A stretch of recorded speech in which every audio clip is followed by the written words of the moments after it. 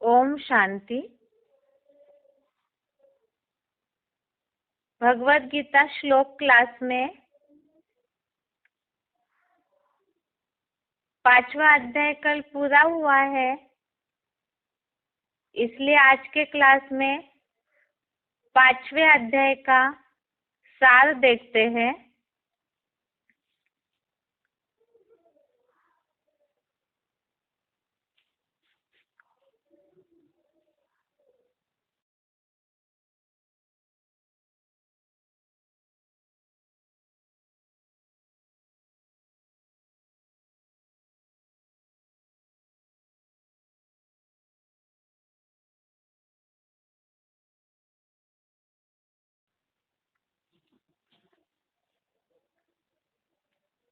चौथे अध्याय के लास्ट में भगवान ने अर्जुन को ये बात समझाई है कि ज्ञान की कटारी से संशय को काट कर योग में जुट जा।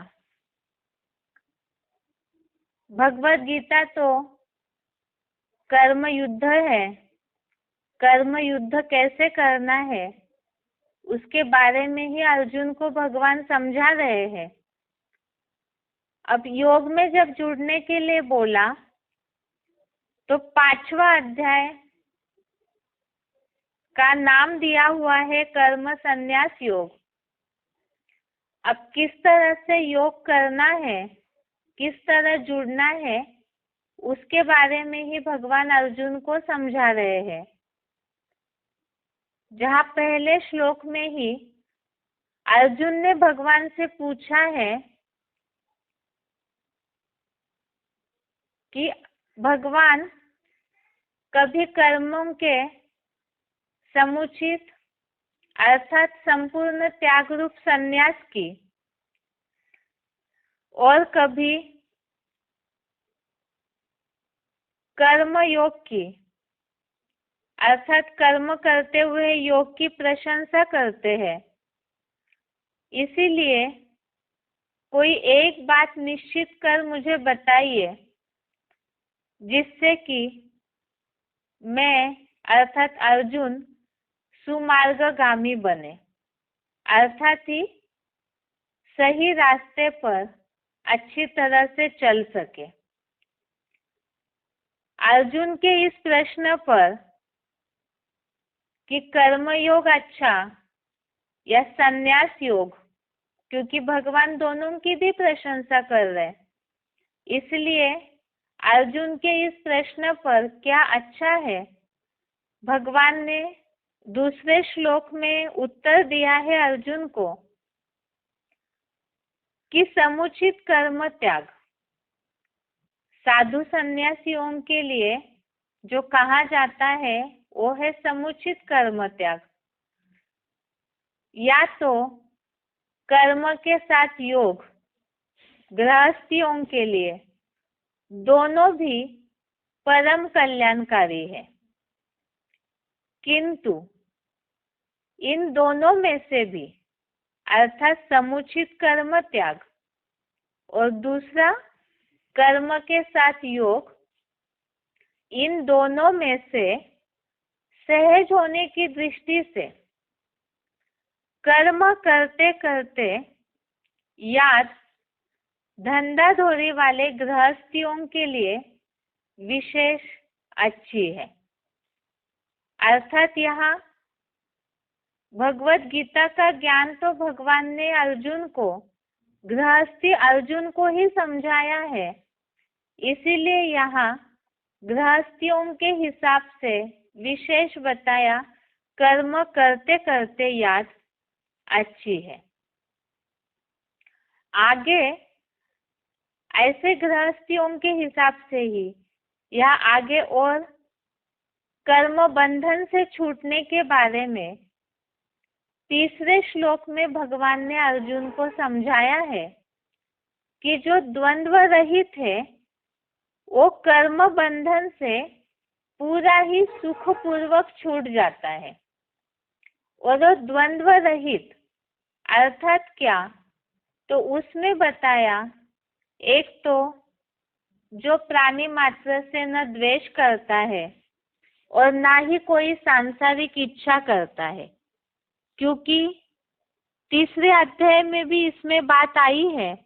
एक तो राग द्वेष हो, आसक्ति हो, इच्छाएं हो, ये सारी ही बातें बंधन है।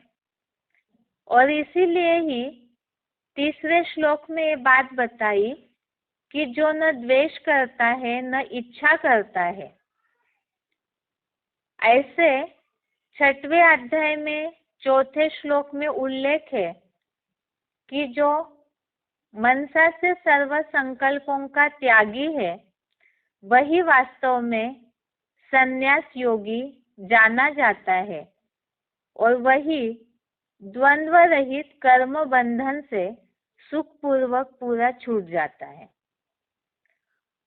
चौथे श्लोक में आगे योग के बारे में और स्पष्टता करते हुए भगवान ने अर्जुन को समझाया कि सांख्य और कर्म योग ये दोनों अलग अलग है, ऐसे बाल बुद्धि वाले कहते हैं। सांख्य अर्थात संपूर्ण व्याख्या सहित केवल ज्ञान, और कर्म योग अलग है, ऐसे बाल बुद्धि कहते हैं।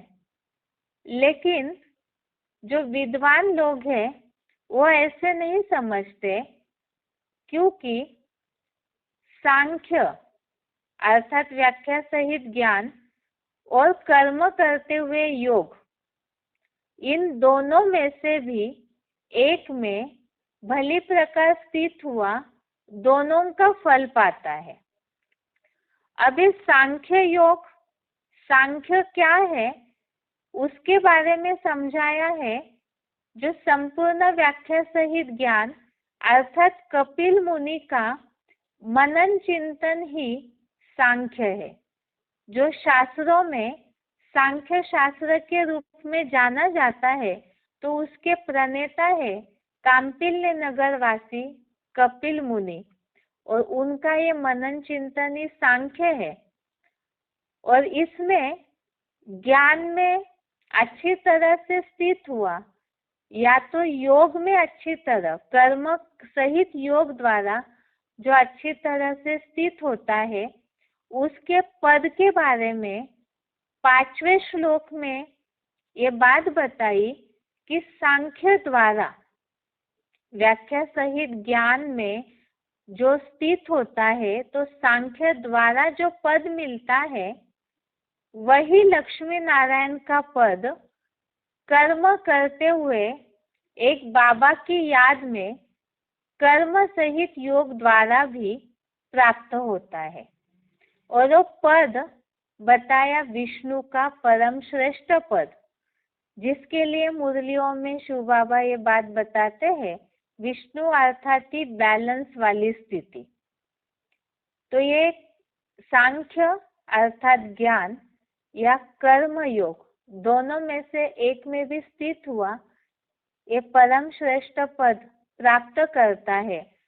यही बात बताई कि गीता संविधान के अनुसार सांख्य और कर्म योग को जो एक देखता है वो सत्य देखता है, जिसके लिए बताया है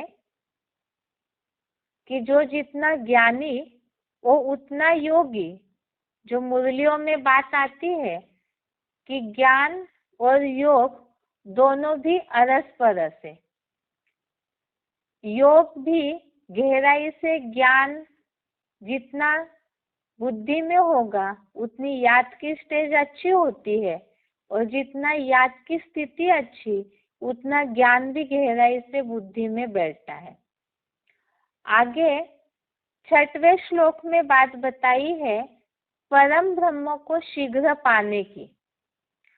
एक तो संन्यास कर्म योग में गृहस्थ के अनुभव बिना दुख पूर्वक प्राप्त होता है। संन्यास अर्थात ही जो ऊपर भी उल्लेख आया समुचित कर्म त्याग, संपूर्ण कर्मों का त्याग। तीसरे अध्याय में इसके बारे में जो उल्लेख है, अनिवार्य कर्म तो करने ही होते हैं, और अगर वो कर्म भी छोड़ दिए और मनसा से अगर याद करते हैं तो वो भी दुखी है, क्योंकि संकल्पों से खींचते हैं उन सब बातों को, अनुभूतियों को। इसीलिए बताया संन्यास तो कर्म योग में गृहस्थ के अनुभव बिना दुख पूर्वक प्राप्त होता है। आगे बताया कि योग युक्त मननशील व्यक्ति परम ब्रह्म को शीघ्र ही पाता है, जिसके लिए बताया राजा जनक का उदाहरण, जो राजा जनक ने 1 सेकंड में जीवन मुक्ति पाई थी। तो ये गृहस्थियों के लिए राजा जनक एक अच्छा उदाहरण है कर्म बंधन से मुक्त होने का, या तो जीवन मुक्ति अवस्था के प्राप्ति के लिए सैंपल है। और उसी के लिए ही आगे के श्लोकों में समझाया है कि ऐसे जो सांख्य योग और कर्म योग में स्थित होने वाले हैं योगी, उनके लक्षण बताए हैं 7वें श्लोक में। ये बताया कि एक तो योग युक्त चित्त से विशेष शुद्ध, दूसरा विजयी आत्मा। विजयी आत्मा तब कहे जाएंगे जब चंचल मन पर बुद्धि द्वारा विजयी हो। तीसरा बताया जितेंद्रिय, अर्थात इंद्रिय जीत। तो जिनका योग से चित्त विशेष शुद्ध है, मन पर बुद्धि द्वारा जो विजयी है, तो वो इंद्रिय जीत भी होते हैं, जिसका हमने दूसरे अध्याय और तीसरे अध्याय में उल्लेख देखा है। क्योंकि मन बुद्धि की चंचलता के आधार से और इंद्रियों की चंचलता, ये सब अरस परस है। इसके लिए बताया योगियों के लक्षणों में एक तो चंचल मन पर बुद्धि द्वारा विजयी, और दूसरा जितेंद्रिय, और सब प्राणियों में आत्मभाव वाला। ऐसे सब प्राणी जिनके लिए बताया चाहे हिंसक, अहिंसक, अच्छे या बुरे, सभी में ही आत्मभाव वाला, और कोई भी कर्म करता हुआ उस अच्छे बुरे कर्म में न आसक्त होता न बंधनग्रस्त। तो ये है कर्मातीत अवस्था की स्थिति, अर्थात कर्म से अतीत होना, जिसमें कर्मेंद्रियों का, मन बुद्धि का कोई भी बंधन संकल्पों में भी न हो। आगे ऐसे सांख्य योगी कर्मी योगियों के लक्षण बताए हैं 8वें और 9वें श्लोक में, कि जो जितेंद्रिय है, इंद्रियों को जिन्होंने जीत लिया है, ऐसे योगी सब कुछ करते हुए भी कुछ भी नहीं करता है, ऐसे मानता है। क्योंकि ऐसे योगी आत्म ज्योति में स्थिर योगी अकर्ता है। और वो अकर्ता कैसे बनते हैं? आत्मिक स्थिति में पूरी तरह से स्थित है, आत्मा में ही जिनकी मन बुद्धि पूरी तरह एकाग्र है, तो वो योगी शिव बाबा की याद मग्न 2300 तत्वों के जानकार, और 23 तत्वों के जानकार अर्थात ही प्रकृति के शरीर में, प्रकृतिकृत जो शरीर है उसमें कर्मेंद्रिया, ज्ञानेंद्रिया, ये सारे ही 23 तत्वों का संघात है। और वो सारे ही इंद्रिया स्वाभाविक भोगों में लगी हुई है। तो वो कर्म बताए कि वो सारे ही कर्म, जैसे देखते हुए, सुनते हुए, छूते, सूंघते, खाते, जाते, सोते, श्वास लेते, बोलते, मलमूत्र त्यागते, कुछ लेते, आँख खोलते और बंद करते, तो ये ज्ञानेंद्रिया और कर्मेंद्रियों का संघात शरीर, इसके द्वारा जो भी कर्म करते हैं वो सब स्वाभाविक कर्म कर रहे, स्वाभाविक भोगों में कर्मेंद्रिया ज्ञानेंद्रिया लगी हुई है, ऐसे समझ करके जैसे कुछ नहीं करता, अर्थात उन कर्मों में योगी आसक्त नहीं होता, न बंधनग्रस्त, जो 7वें श्लोक में भी इस बात का उल्लेख किया है। और ऐसों के और लक्षण बताए 10वें श्लोक में, जैसे उदाहरण दिया है कमल फूल का। कमल पत्र अर्थात कमल का फूल जैसे मलिन पानी में होते हुए भी, कीचड़ में होते हुए भी लिप्त नहीं होता है, अर्थात मलिन पानी का, कीचड़ का कमल फूल पर असर नहीं होता। इसी तरह से जो परम ब्रह्म आश्रयी है, एक परम ब्रह्म का ही आश्रय लिया हुआ है, वो आसक्ति त्याग कर कर्म करता है। आसक्ति को त्याग दिया अर्थात ही अपनी इच्छाओं को, अटैचमेंट को त्यागा, तो पाप से लिप्त नहीं होता। और ये विशेष योगियों का लक्षण है, क्योंकि यहाँ 5वें अध्याय में भगवान कर्म करते करते भी याद गृहस्थियों के लिए विशेष अच्छी है बताया। तो ऐसे जो कर्म करते करते याद करने वाले हैं, जो आसक्ति को त्यागते हैं, वो पाप से लिप्त नहीं होते हैं। 11वें श्लोक में आगे और लक्षण बताए कि जो आसक्ति को त्याग कर कर्म करते हैं, उनके लिए बताया कि ऐसे योगी जन तन मन धन से, बुद्धि द्वारा और प्रकृति द्वारा समय संबंध संपर्क से प्राप्त केवल इंद्रियों द्वारा भी आत्मा की शुद्धि हेतु, आत्मा की शुद्धि किस प्रकार करनी है, तो काम क्रोध आदि जो 5 विकार है, उन 5 विकारों से शुद्धि हेतु मनसा की आसक्ति को त्याग कर कर्म करता है। और वो कर्म करते हुए आत्म ज्योति बिंदु की स्मृति रहती है। तो इसमें बताया कि योगी जन केवल आत्मा की शुद्धि हेतु कर्म करते हैं। तो आत्मा के अर्थ कर्म करना, जिसे ही पुरुषार्थ कहा है मुरलियों में, तो जो ऐसे आत्मा के अर्थ पुरुषार्थ करते हैं, वो एक तो मनसा से आसक्ति को त्यागते हैं, और दूसरा बताया इंद्रियों से, तन मन धन से, समय संबंध संपर्क से इंद्रियों द्वारा कर्म करेंगे, तो भी वो केवल आत्मा की शुद्धि हेतु ही ऐसे योगी जन कर्म करते हैं। आगे ऐसे जो कर्म करने वाले हैं, उनका रिजल्ट 12वें श्लोक में बताया कि योगी कर्मों के फल को त्याग कर निश्चल हुआ शांति को पाता है। और कर्मों के फल को त्यागते हैं तो उस समय बताया कि पुरुषोत्तम संगम युगी शूटिंग में अनादि निश्चित, अर्थात शूटिंग जो है, ड्रामा जो है, वो हुबहू रिपीट होता है।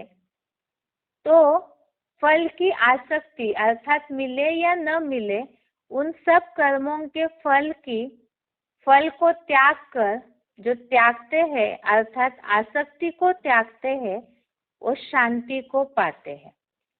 और उसके विपरीत जो योगी है, वो शांति को पाते हैं। और जो अयोगी है, भोगी है, जिन्होंने कामनाओं को, अर्थात फल में आसक्त हो जाते हैं, कामनाओं को छोड़ा नहीं है, आसक्त हुए हैं, तो ऐसे अयोगी भोगी दैहिक इंद्रियों के बंधन में बंध जाते हैं। आगे बताया जो योगी इस तरह से शांति को पाते हैं तो उनके लिए ही बताया 13वें श्लोक में कि ऐसे मन सहित ज्ञान और कर्मेंद्रियों द्वारा बताया कि वो करते हुए भी सुखपूर्वक रहते हैं। उनके लिए ही बताया कि वो इंद्रियों का वश करता आत्मा, जिस आत्मा ने अपने इंद्रियों को वश में किया है, कंट्रोल में कर लिया है, वो कैसे? तो बताया भ्रूमध्य स्टार में स्थित होकर, अर्थात आत्मिक स्थिति में स्थित होकर, एकाग्र होकर मन से सब कर्मों को संपूर्ण त्याग कर। तो मन से सब कर्मों को त्यागना अर्थात संकल्पों में भी कोई आसक्ति न रखना।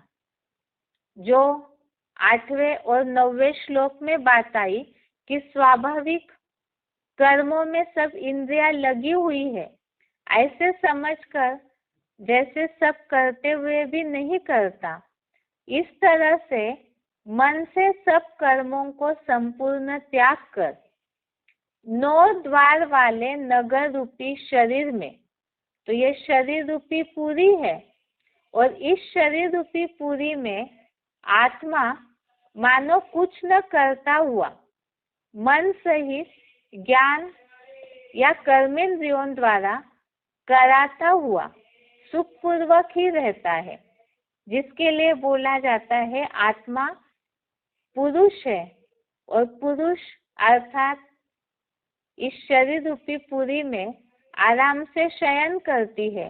तो तभी कर सकती है जब मन से सब बातों को त्यागा हो, संपूर्ण रीति से त्याग देते हैं तो मन में संकल्प ही उत्पन्न नहीं होंगे, तो वो सुखपूर्वक ही रहता है। आगे 14वें श्लोक में एक बात बताई कि अर्जुन के देह में अनासक्त अकर्ता प्रभु शिव ज्योति भी न सांसारिक कर्तापने के अहंकार का, न कर्मों का और न कर्मफल संयोग का सर्जक है। अर्थात भगवान किसी भी प्रकार के कर्मों का या कर्म से जो फल उत्पन्न होता है उसका सर्जक, निर्माता नहीं है, क्योंकि स्वभाव जो पुरुषोत्तम संगमयुगी शूटिंग में भोगवादी प्राणी स्वभाव प्रवर्तित होता है। जो भगवत गीता में बात आई है कि गुण और कर्मों के विभागानुसार सब 4 वर्णों की रचना हुई थी और उसी स्वभाव के अनुसार सब प्राणी अपना कर्म करते रहते हैं और इसीलिए ही भगवान यहाँ पर किसी के भी कर्म का या कर्म फल संयोग का सर्जक नहीं है। इसीलिए 15वें श्लोक में और एक बात बताई कि प्रभु जो विशिष्ट जन्मा, हल्का फुल्का, सूक्ष्मतम और प्रवेशनीय और अनासक्त प्रभु अर्थात भगवान जो है वो तो प्रवेश करके जन्म लेने वाले हैं। उनके बारे में और एक बात बताई कि वे किसी के भी न पाप को और न ही हल्के भारी पुण्य को लेते हैं। अर्थात भगवान किसी के भी भाग्य या दुर्भाग्य, सुख या दुख के जिम्मेवार नहीं है। और इसी बात को लेकर के कलयुगी मोह अंधकार में प्राणी मोहित है। वो अंधकार ये है कि आद्य शंकराचार्य ने सर्वव्यापी का अज्ञान जो फैलाया, उससे जो असली ज्ञान है उस अज्ञान से ज्ञान ढका है और उसमें ही कलयुगी प्राणी मोहित है। अब इसमें बताया कि जिस अज्ञान से ज्ञान ढका हुआ है तो जिनका वो अज्ञान नष्ट हो जाता है वो आत्मा सो परमात्मा का अज्ञान जिनका नष्ट हो जाता है। कैसे नष्ट होता है उसके बारे में बताया कि एकमात्र श्वेत वाहन अर्जुन रथ में मुकर्रर रूप से एक व्यापी के ज्ञान द्वारा, जहाँ सर्वव्यापी के अज्ञान से ज्ञान ढक जाता है, तो 16वें श्लोक में बात बताई कि एक व्यापी के ज्ञान द्वारा जिनका आत्मा सो परमात्मा का अज्ञान नष्ट हो गया है, उनका वह ज्ञान अव्यभिचारी गीता ज्ञान परम पिता सदाशिव ज्योति को अखूट ज्ञान प्रकाश के भंडारी चेतन सूर्य जैसा दिखाता है। अर्थात जिनका अज्ञान नष्ट हो जाता है तो वो ज्ञान से भरपूर होकर के ज्ञान सूर्य जैसा दिखाता है। अर्थात ही वो बाप को, जो ज्ञान सूर्य बाप है, उन्हें ज्ञान के द्वारा ही प्रत्यक्ष करते हैं, जिसके लिए मुरलियों में बात आती है सन शोज फादर। या तो जैसे मुस्लिम लोग कहते हैं आदम को खुदा मत कहो, आदम खुदा नहीं, मगर खुदा के नूर से आदम जुदा नहीं। अर्थात ज्ञान के द्वारा वो अपनी ऐसी रोशनी अपने में भर लेता है, वो तनधारी, कि वो परम पिता को, परम पिता सदाशिव ज्योति को ही सूर्य जैसा दिखाता है। अर्थात ज्ञान द्वारा वो उन्हें प्रत्यक्ष करते हैं। और ऐसे जो सनशोज फादर बन जाता है, ऐसी स्थिति वाला, उसमें ही जो बुद्धि युक्त है, उसी स्वरूप में जो आत्मवान होते हैं, उसमें ही जो आत्मनिष्ठावान होते हैं, उसमें परम आधारित ज्ञान से उस अव्यभिचारी योग द्वारा पूर्णतः धुले पापों वाले लोग पुनः वापिस नहीं आते। तो कलयुग के अंत में नरकीय लोक में भगवान अर्जुन को गीता ज्ञान सुना रहे हैं, और उसमें इस कलयुगी संसार में पुनः वापिस न आते हैं, जो सदैव सुखधाम जाते हैं। जैसे उसमें उदाहरण बताया युधिष्ठिर की तरह, जो सुखधाम जाते हैं देह सहित, पुनः वापिस नहीं आते, उनका खास पुरुषार्थ, उन योगियों की खास बात बताई कि वो जो बाप को प्रत्यक्ष करने वाला मुकर्रर तनधारी है, उसी में ही आत्मवान, उसमें ही आत्मनिष्ठावान होते हैं। और विशेषकर अव्यभिचारी योग द्वारा, ज्ञान से अव्यभिचारी योग द्वारा पूर्णतः अपने पापों को धुल देते हैं।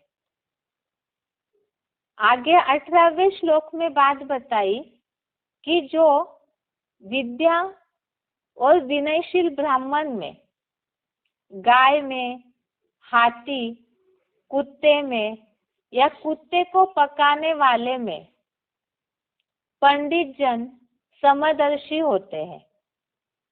लेकिन यहाँ बात केवल जानवरों की नहीं है, बल्कि जानवर जैसे स्वभाव संस्कार जो कलयुग अंत में हो जाते हैं मनुष्यों के, तो ऐसे सभी में ही, जैसे बताया गाय है तो गाय सीधे स्वभाव वाली है, तो ऐसी भारतीय मानवीय गाय, अर्थात गाय के स्वभाव वाला कोई ऐसे व्यक्ति, ऐसे हाथी जैसे कोई देह अहंकारी, या कुत्ते जैसे कोई महाकामी होते हैं, या कुत्ते को पकाने वाले कोई अति क्रोधी चांडाल होते हैं। अर्थात ही ब्राह्मण जैसे विद्याशील ज्ञानी ब्राह्मण, हाथी जैसे कोई अहंकारी या कोई महाकामी, कोई क्रोधी, कैसे भी स्वभाव संस्कार वाले हो, लेकिन पंडित जन उसमें समदर्शी होते हैं, अर्थात समान भाव वाले, पक्षपाती नहीं होते हैं, ऊंच नीच की भेद भावना वाले नहीं होते हैं। लेकिन वो कैसे तो वो आत्म भाव वाले होते हैं पंडित जन, अर्थात साक्षी दृष्टा होते हैं। और 19वें श्लोक में बताया कि जो ऐसे समदर्शी हो जाते हैं, अर्थात आत्मभाव से साक्षी होना, तो देखते समय जो इस तरह से समान हुए हैं, जिनका मन समानता में स्थित है, उन्होंने यहाँ दुग्धाम में ही सारे हिंसक संसार को गीता ज्ञान और राजयोग से जीता है। तो मन समानता में स्थिर हो गया, तो उन्होंने संसार को जीता ज्ञान योग के द्वारा, जिसके लिए ही कहा जाता है मन जीते जगत जीत। तो यहाँ दुग्धाम में ही ऐसे आत्माएं गीता ज्ञान और राजयोग द्वारा ही मन जीते जगत जीत होते हैं। और जब ऐसे मन जीते जगत जीत होने वालों के लिए बताया कि एक तो क्योंकि परम ब्रह्म निर्दोष और समान है, जिसके लिए बताया जाता है ऐसी जो समानता की स्थिति में स्थित हो जाते हैं तो उन पर कोई दोष नहीं लगता है। जैसे रवि है अर्थात सूर्य है, जल है, अग्नि है, ये सारे दोषों को मिटाने वाली शक्तियां है, तत्व है। तो इसी तरह ये परम ब्रह्म निर्दोष और समान है। इसके लिए ही बताया वे आत्मस्थ सहज राजयोगी सो सहयोगी परम ब्रह्म में ही स्थिर है। आगे 20वें श्लोक में और लक्षण बताए जो ऐसे परम ब्रह्म में स्थिर होते हैं, जो ब्रह्म तत्व में स्थिर होते हैं, परम ब्रह्म का ज्ञाता है, उनके लक्षण बताए कि जैसे किसी में लगाव हो, ऐसी प्रिय वस्तु या व्यक्ति को पाकर हर्षित नहीं होना है। और ऐसे ही अप्रिय वस्तु जैसे स्नेह शून्य है या द्वेष भरा हुआ है, अर्थात जो पसंद नहीं है, ऐसे अप्रिय को पाकर भी दुखी या हताश नहीं होना चाहिए। और ऐसे जो सदैव ही शुभावा सहित सभी व्यक्ति या वस्तु में संशयहीन स्थिर बुद्धि अर्थात अटल निश्चय बुद्धि वाले जो होते हैं, वो परम ब्रह्म ज्ञाता ऐसे ब्रह्मावत्स ब्रह्म तत्व की उच्चतम और दीर्घतम स्थिति में ही स्थिर है। और ऐसे जो स्थिर होते हैं उनके लिए बताया कि वो सबसे ऊंची स्थिति में स्थिर होने वाला जो है वही वास्तव में ऊर्ध्वमुखी परम ब्रह्म है, जिनके लिए भक्ति मार्ग में कहा जाता है गुरुर् ब्रह्मा गुरुर् विष्णु गुरुर्देवो महेश्वरः गुरु साक्षात परम ब्रह्म। तो साक्षात जो गुरु की परम ब्रह्म की स्थिति में स्थित होते हैं, जिनके लिए कहा है तस्मै श्री गुरवे नमः, वो वास्तव में ऊर्ध्वमुखी ब्रह्मा है, अर्थात ही परम ब्रह्म है। आगे सुखों की बात बताते हुए जो परम ब्रह्म में स्थिर हो जाते हैं, तो ऐसे स्थिर होने वालों के लिए आगे 21वें श्लोक में बात बताई है अतीन्द्रिय सुख की। यह अतीन्द्रिय सुख की योगियों को प्राप्ति कब होती है? जिनके लिए बताया बाहरी विषय भोगों में अनासक्त पुरुष, अर्थात जो इंद्रिय सुख है उससे पूरी तरह से अनासक्त डिटैच हुए हैं। तो वो कैसे अनासक्त होते हैं? जब वो आत्मा में ही मन का सुख पाते हैं। जो आत्मिक स्थिति में आत्म ज्योति बिंदु की स्थिति में स्थिर हो जाते हैं, जो आत्मा में ही मन का सुख पाते हैं, वो परम ब्रह्म से सर्व संबंधों की प्रैक्टिकल सतत भासना से योग युक्त हुआ इसी जीवन में ही अखुद विष्णु लोकीय वैकुंठ का अतीन्द्रिय सुख भोगता है। तो इंद्रिय सुखों से भी उच्च क्वालिटी का उनको सुख मिल जाता है, तो वो बाहरी विषय भोगों से अर्थात इंद्रियों के सुखों से वो अनासक्त हो जाते हैं। इसके लिए बताया कि ये जो इंद्रियों के कर्म इंद्रियों के विषयों से उत्पन्न भोग है वो दुखों के जन्मदाता है, आदि अंत वाले और क्षण भंगुर है। जो इंद्रिया है, कर्म इंद्रिया हो, शरीर अर्थात देह भान से उत्पन्न होने वाले जो भी भोग है वो दुखों के जन्मदाता है, अल्पकाल के होते हैं, जिसके लिए 18वें अध्याय में उल्लेख आया है, जिसका परिणाम शुरुआत में तो अमृत समान है और सुख शुरू में अमृत समान लगता है, लेकिन उसका परिणाम विष के समान है, अर्थात वो दुखदायी होते हैं। तो जो बुद्धिमान लोग हैं उसमें ऐसे भ्रष्ट कर्म इंद्रियों के विषयों में रमन नहीं करते हैं, क्योंकि उनकी बुद्धि एक शिव से, जो बुद्धिमानों का बुद्धिमान है, उस शिव से ही लगी हुई होती है। और 23वें श्लोक में बताया कि ऐसे जो बुद्धिमान लोग हैं जो देह के सुख में रमन नहीं करते हैं, जिन्होंने शरीर छूटने से पहले ही, नाशवान शरीर छूटने से पहले ही परमात्मा स्मृति के द्वारा काम क्रोध आदि विकारों से उत्पन्न हुए आवेग को सहने में या उद्वेगहीन रहने में समर्थ है। अर्थात ही जो यहाँ ही इसी जीवन में ही सहज राजयोग की पढ़ाई पढ़ते समय अपने पांचों विकारों को कंट्रोल कर लेते हैं, तो वो इसी जीवन में ही सुख की प्राप्ति करते हैं। वो मनुष्य योगी है और वही सुखी है, अर्थात इसी जीवन में ही देवता पद की सुख की प्राप्ति करते हैं।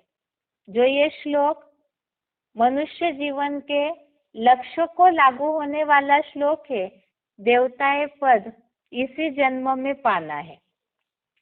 और अगर ऐसे जो आवेग को सहन नहीं करते हैं तो भोगी है और दुखी है। आगे 24वें श्लोक में ये बात बताई कि जो मन बुद्धि से अंदरूनी सुखमय है, जिन्होंने अतीन्द्रिय सुख की महसूसता की है, जो ऐसे मन बुद्धि से अंदरूनी सुखमय है, अंतर में आनंदित है, जैसे प्रशांत महासागर शांत है वैसे ही ये आनंदित है, और वैसे ही आत्मज्योति बिंदु में ही नंबरवार पुरुषार्थ अनुसार स्थिर होकर जो ब्रह्मलोक में स्थित हुआ योगी है, वह यहाँ ही वाणी रहित अंतर्मोनी निर्वाण पद पाता है। तो निर्वाण पद पाना अर्थात ही बताया कि निर्वाण धाम में, परम धाम में जहाँ अखुट शांति होती है, जहाँ वाणी नहीं होती है, तो यहाँ ही ऐसा योगी पुरुषार्थी जीवन में ही अव्वल नंबर में वो परम ब्रह्म ही निर्वाण पद पाता है। और ऐसों के लक्षण 25वें श्लोक में बताए हैं। जो परम धाम को इसी सृष्टि पर उतारने की बात है, परम ब्रह्म का निर्वाण पद पाने की बात 25वें श्लोक में ऐसों के लक्षण बताए हैं कि वो पाप नाशक है, विकर्मों का पूरा विनाश करते हैं, द्विधा रहित है, मन बुद्धि के वश करता है और सर्व प्राणी मात्र के कल्याण में परम पिता के समान लगे हुए। अर्थात एक तो विश्व कल्याणकारी की भावना, विकर्म विनाश वाली स्टेज और मन बुद्धि का वश करता, ऐसे ऋषि लोग यहाँ ही परम ब्रह्म का निर्वाण पद पाते हैं। आगे 26वें श्लोक में बताया है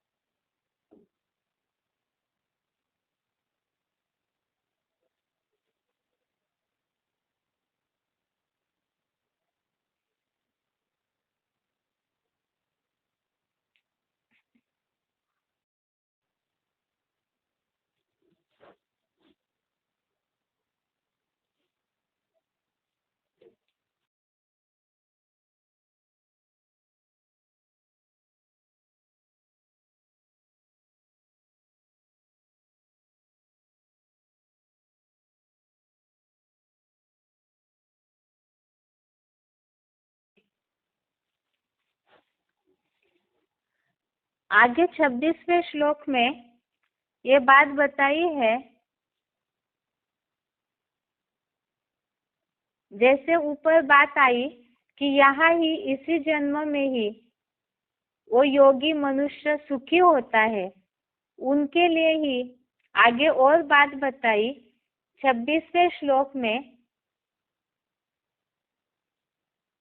ऐसे जो आत्म बिंदु के जानकार यति है, अर्थात जो जानकार है, वो परम ब्रह्म का निर्वाण पद यहाँ अर्थात पुरुषोत्तम संगम युग में और वहाँ अर्थात विष्णु लोकीय स्वर्ग में भी उनका पद होता है, जिसके लिए बताया है कि ऐसे जो योगी है जो परम ब्रह्म का निर्वाण पद पाते हैं, उनके लिए बताया कि लोभ मोह अहंकार काम क्रोध से रहित अर्थात पांचों विकारों से रहित और संयमित मन बुद्धि वाले जो लोग हैं, जिन्होंने आत्म ज्योति बिंदु में भ्रू मध्य में ही जिन्होंने एकाग्रता धारण की है, तो उनका परम ब्रह्म का निर्वाण पद यहाँ भी अर्थात यहाँ भी पुरुषोत्तम संगम युग में उनको प्राप्ति होती है और विष्णु लोक में भी प्राप्ति होती है, जिसके लिए बताया कि स्वर्ग में ज्ञानेंद्रियों का सुख होता है और विष्णु लोकीय वैकुंठ में अर्थात पुरुषोत्तम संगम युग में अतीन्द्रिय सुख होता है।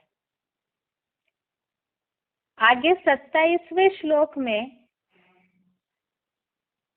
योगियों की स्थिति बताई है कि वो किस तरह से सदा मुक्त होते हैं, जिसके लिए बताया बाहर के इंद्रिय भोगों को चित्त से बाहर करके अर्थात इंद्रियों के जो भोग है, इंद्रियों के जो सुख है, उससे पूरी तरह से चित्त से मन से बाहर करके आत्म बिंदु नेत्र को भ्रुकुटी में नासिका के अंदर भीतर संचारित प्राण वायु और अपान वायु को समानता में रखकर, तो यहाँ केवल जो हाथ की श्वास प्रश्वास की गति है, केवल उसके समानता की बात नहीं, बल्कि बेहद में ही मन में चलने वाले शुद्ध और अशुद्ध जो संकल्प है, उसको भी शुद्ध संकल्प अर्थात प्राण वायु और अशुद्ध संकल्प अर्थात अपान वायु को समानता में रखकर वशीभूत इंद्रियों की मन बुद्धि वाला अर्थात इंद्रियों को कंट्रोल किया हुआ है, ऐसे दुखों की दुनिया से दूर मुक्ति के आश्रित हुआ इच्छा भय व क्रोधहीन जो मननशील मुनि है, वो सदा मुक्त है। और ऐसे जो सदा मुक्त होते हैं, उनके लिए ही बताया एकाग्रता की ऐसी स्थिति होती है। और 29वें श्लोक में आगे बताया कि जो यज्ञ सेवाओं और आत्मस्मृति की तपस्या के आत्म सुख भोक्ता को सब प्राणियों में विश्व मित्र रूप मुझ समान बने जगत पिता दुख सुख दुख शांति रूप त्रिलोकीनाथ को जानकर शांति को पाता है। अर्थात यज्ञ में जो भी आहुति देते हैं, यज्ञ सेवाएं करते हैं, जो तपस्या करते हैं, उसका भोक्ता जो है वो बताया कि सारे विश्व का मित्र रूप वास्तव में है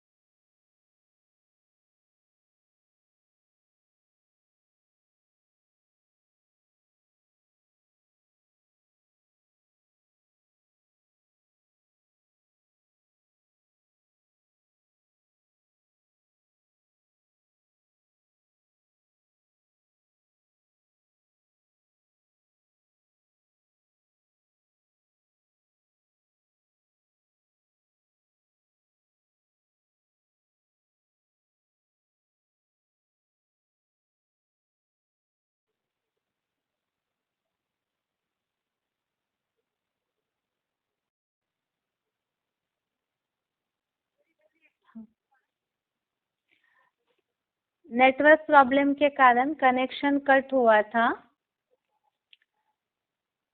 लास्ट श्लोक में ये बात बताई है शांति प्राप्ति की, जो त्रिलोकीनाथ है। तो शिव सुप्रीम सोल तो केवल ब्रह्मांड के मालिक है, लेकिन उनके समान जो बन जाता है जगत पिता, वो त्रिलोकीनाथ जो बन जाता है, अर्थात सुखधाम, दुखधाम, शांतिधाम, तीनों लोकों का जो नाथ बन जाता है महादेव शंकर, तो उनके द्वारा जो शिव सुप्रीम सोल को जान लेते हैं, जो सारे विश्व का मित्र रूप है, जो शांति देवा है, उनको जानने वाले शांति की प्राप्ति कर लेते हैं। इसीलिए ही जो बताया है कि शिव का नाम, शिव के साथ ही शंकर का नाम जोड़ा जाता है, क्योंकि प्रैक्टिकल में तीनों लोकों का नाथ शंकर बनते हैं। इस तरह से ये 5वें अध्याय का सार हो गया आज के क्लास में। इसके पहले जो श्लोक चले हैं उस संबंधित कुछ सिलेक्टेड पॉइंट, VCD पॉइंट्स देखना बाकी था, तो उसे आज के क्लास में देखते हैं। और कल के क्लास में 5वें अध्याय के द्वारा समस्याओं का समाधान और साथ में ही बेसिक क्लोज। अभी पहले VCD पॉइंट्स, श्लोक नंबर 29 जिसमें बात आई है परम पिता को जानकर, त्रिलोकीनाथ को जानकर शांति को पाने की, तो इस संबंधित सिलेक्टेड पॉइंट है 1341, सिलेक्टेड पॉइंट नंबर 1341, परम पिता के मुकर्रर रथ की पहचान।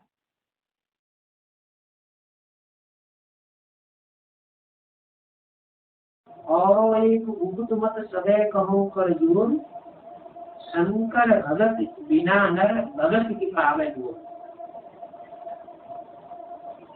एक सबसे बड़ा गुप्त रहस्य है जो मैं बड़ी आजिजी से पूछ जाती हूँ।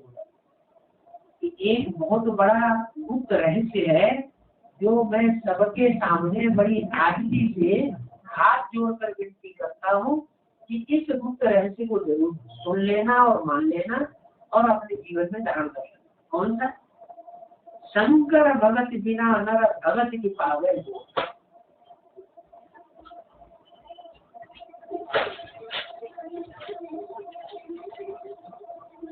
इस सृष्टि पर जो ऊपर बताया देव देव महादेव, ब्रह्मा से ऊंचा विष्णु, विष्णु से ऊंचा शंकर। शंकर की अगर किसी ने भक्ति नहीं की तो मेरी भक्ति नहीं कर सकता। मानो वो परम ब्रह्म परमेश्वर भी उसी को प्राप्त हो सकता है जो उस आधार लिए हुए तन को पहचान कर। जिसने उस आधार लिए हुए तन को नहीं पहचाना तो वो उस परमात्मा को नहीं जान सकता। जिसको कहते हैं नानक चाप जहाज यही चढ़ उतर पार न। हिंदुओं में भी बोला है शंकर चाप जहाज यही चढ़ उतर पार न। माने दोनों बातें एक होंगी। इधर शंकर का चाप माना धनुष, शरीर रूपी धनुष, वो जहाज का काम करता है।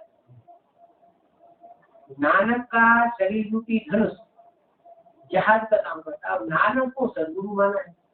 नानक ने खुद सदगुरु ऊपर की ओर इशारा कर दिया।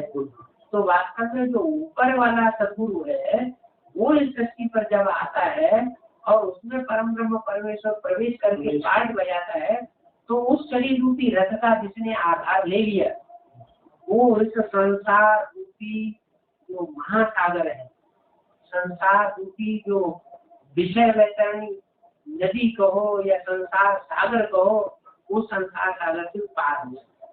जिसने उस जहाज का मैंने उस शरीर का आधार नहीं ले पाया, उसको नहीं पहचान पाया, वो इस विषय वैतरणी नदी से पार होकर के स्वर्ग में वापस, जन्नत में वापस, पैराडाइज में नहीं जा सकते। इसलिए बोला और मत समय कहो कर जोर, शंकर भगत बिना नर भगत की पावर।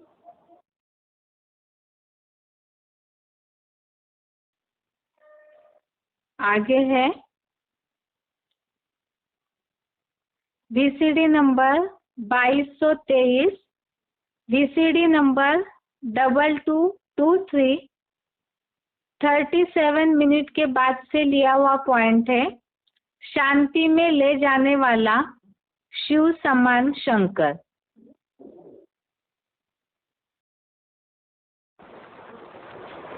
जैसे गोताखोर होते हैं, जितना गहराई में गोता खाएंगे उतना जल्दी ऊपर भी आ जाएंगे। तो बताया कि इस मनुष्य सृष्टि पर वो शंकर वाली आत्मा है जो पहला ऐसा पुरुषार्थी बनती है कि आत्माओं के बाप की सारी शक्तियां, ज्ञान की शक्ति और एकाग्रता अर्थात योग की शक्ति को अपने में समा लेती। इसलिए दुनिया में इतने प्राणी हैं, पशु पक्षी जीव जंतु, मनुष्य, देवताएं, राक्षस, इतने प्राणी हैं जिनके अलग अलग नाम हैं, ढेर के ढेर, अरबों की तादाद में नाम होंगे। शिव के साथ किस नाम से जोड़ा जाता है? शिव के साथ सिर्फ शंकर का नाम जोड़ा जाता है। वो शंकर वाली आत्मा सारे प्राणियों को जो तामसी बन गई हैं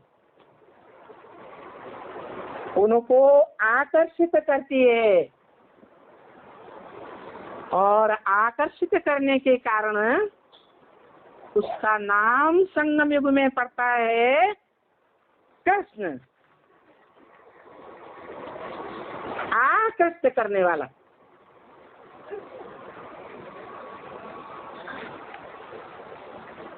तो संगम युग ही कृष्ण की बात है या सतयुग में जो कृष्ण पैदा होगा वो 500 करोड़ मनुष्य आत्माओं को आकर्षित करेगा?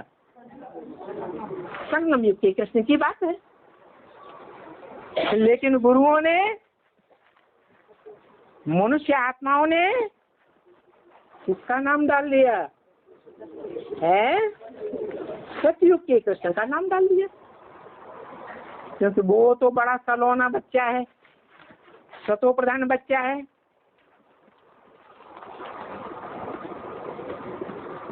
वो अशांत दुनिया जब हो जाती है, सारी दुनिया, तो उसका विनाश करता है वो नहीं विनाश करता, क्योंकि शास्त्रों में जितने भी नाम है वो काम के आधार पर नाम है। क्या शंकर का काम क्या देते हैं? त्रिमूर्ति में शंकर द्वारा पुरानी सृष्टि का विनाश तो कृष्ण करता है? कृष्ण ही नहीं करता। सतयुग का कृष्ण तो नहीं करता। कौन सा कृष्ण करता है? संगम युगी कृष्ण है, जो सारी अशांत दुनिया में शांति पैदा करने के लिए कोई आवाज नहीं, न मनुष्य की आवाज, न राक्षसों की आवाज,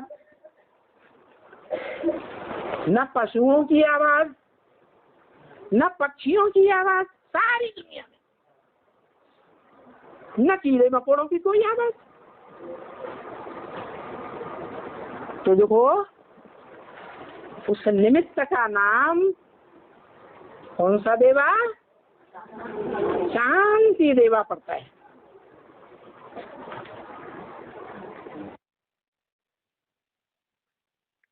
उनतीस नंबर श्लोक में बात आई है त्रिलोकीनाथ को जानकर शांति को पाने की, और जो बात है कि तीनों धाम के सुख दुख और शांति धाम तीनों का भी नाथ शंकर बनते हैं, जो कि शिव समान बन जाते हैं, तो उनको जानने से ही शांति की प्राप्ति होती है। आगे का पॉइंट है VCD number 1788, VCD number 1788, 39 minute के बाद से लिया हुआ पॉइंट है, जिसमें श्लोक में बात आई है 28 नंबर के 28 नंबर श्लोक में बात आई है, जो भय, इच्छा और क्रोधहीन जो मननशील मुनि है वो सदा मुक्त है। भय मुक्त होने की बात है, भय मुक्त ही सदा मुक्त है।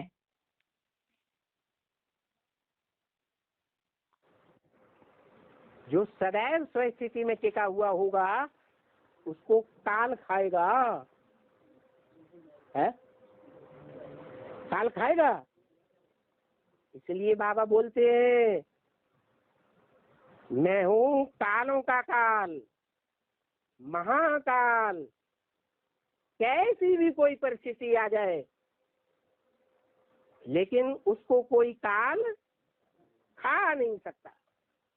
वो सारी दुनिया को खा जाएगा महाकाल बन करके, लेकिन उसको कोई काल के गाल में जाते हुए देखेगा?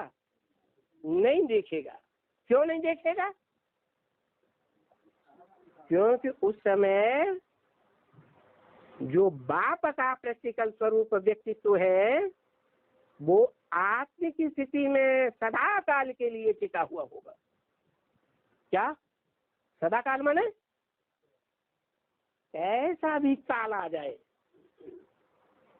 जमीन फट जाए, बड़े से बड़ा भूकंप आ जाए,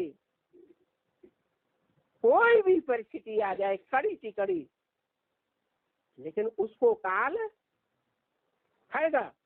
नहीं खाएगा। ऐसा क्यों होगा? सदैव कैसी स्थिति होगी? आत्मिक स्थिति होगी। आत्मिक स्थिति नहीं होती है तो कोई ऐसी बड़ी भारी परिस्थिति आ जाती है तो आत्मिक स्थिति गुम होने के कारण देह अभिमान में डर पैदा हो जाता है, और जब भय पैदा हो जाता है तो माया बाप की याद से छुड़ाई देती है, और जब बाप की याद ही नहीं रहेगी तो साबित हो जाएगा कि देहभान है। तो बाप कहते हैं स्वर्ग का रचयिता बाप आया हुआ है तो स्वर्ग की बादशाही मिलनी चाहिए या नहीं? स्वर्ग की बादशाही का मतलब क्या हुआ? यानी जीवन रहते रहते क्या ये जिंदगी बनी रहे, जीवन जीवात्मा बनी रहे और जीवात्मा को बाप से वर्षा मिल जाए सुख का। कोई भी प्रकार का दुख कैसी भी परिस्थिति में अनुभव में ना आवे, सदा मौज में रहे, तो उसको कहेंगे जीवन मुक्ति। पॉइंट में बात आई है कि जो आत्मिक स्थिति में स्थिर है वो भय मुक्त है और उन्हीं को बाप से वर्षा मिलता है जीवन मुक्ति का, अर्थात सदैव मुक्ति का।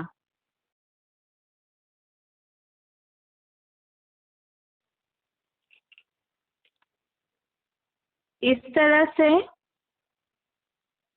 ये बचे हुए पॉइंट्स थे कुछ, वो देखे हमने। आज के लिए इसके साथ ही गीता क्लास पूरा होता है। ओम शांति।